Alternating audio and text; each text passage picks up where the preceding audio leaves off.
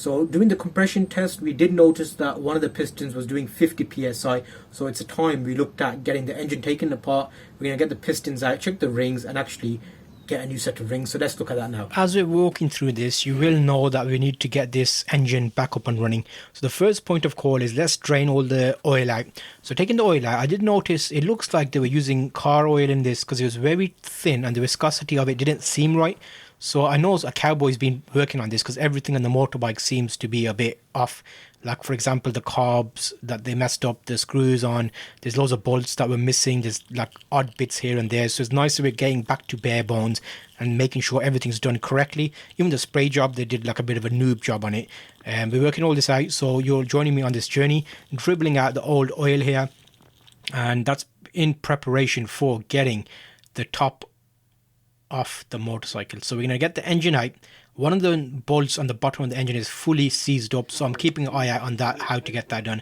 So the tappet cover has been taken off and we're looking inside to see what's going on. I did notice a bit of milky residue, like as in this oil that they've been using is a bit dodgy, because you'll see that it's not fully oil, it's like odd.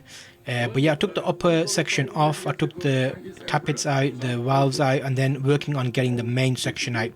Now, these bolts and nuts, just make sure you've got the right types of torque wrenches and things, and you're getting it top dead center when you're taking it out. You'll see I've sped up a lot of this just to give you an idea of it. And if you're joining me on this journey, we've done a lot of work to the motorcycle. We've done a test on the compression. We noticed that one of the cylinders is at low compression, which means pistons need to be checked. That's why we're doing this. So we're going to take the whole engine apart. We've taken the top cylinder block off and we're going to get it out and have a look at what the pistons are saying. So the piston rings need to be updated. There was a little rubber thing that fell off and I was wondering where that was from. And now, okay, that's interesting. Now watching this video back, I know where that goes now. Excellent. That's why you should film yourself taking your engine apart, because you'll find little bits that fall out and you'll be like, why did that fall out? That was just the normal rubber bung, but there's another thing that looked really odd. It didn't fit anywhere, but it looks like, it was holding the wire in place. Okay. Now I know what it was. So yeah, that's going to be very helpful for me now. This is all acting like a bit of a diary for me at the same time, because I did the scooter rebuild, if you remember, last year, and now we're doing the motorcycle, taking the pistons out. Let's take the cylinder block off and just look at everything and see what needs to be fixed, what needs to be changed, how we work with this. So keep everything, when you're working, you'll notice I did like a garage clear up. You want double the amount of space around you that you think you need, because when you take your motorcycle apart, where you put things down, you'll be surprised everything gets filled up so quickly. So if you have a spare 2 benches, you don't need 2, you need 4 benches spare.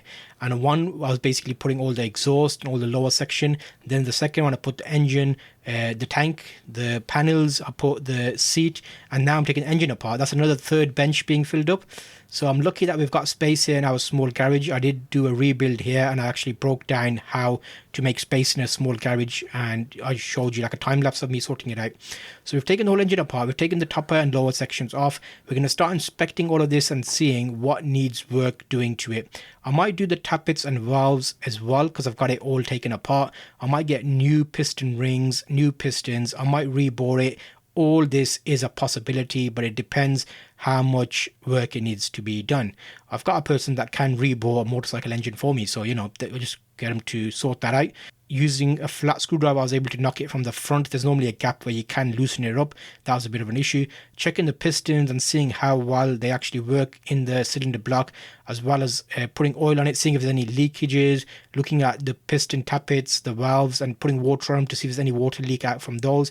So all these standard checks are something you want to do and keep an eye on, and it kind of helps you work through your project. So this is how to take the engine apart for our old 42-year-old motorcycle.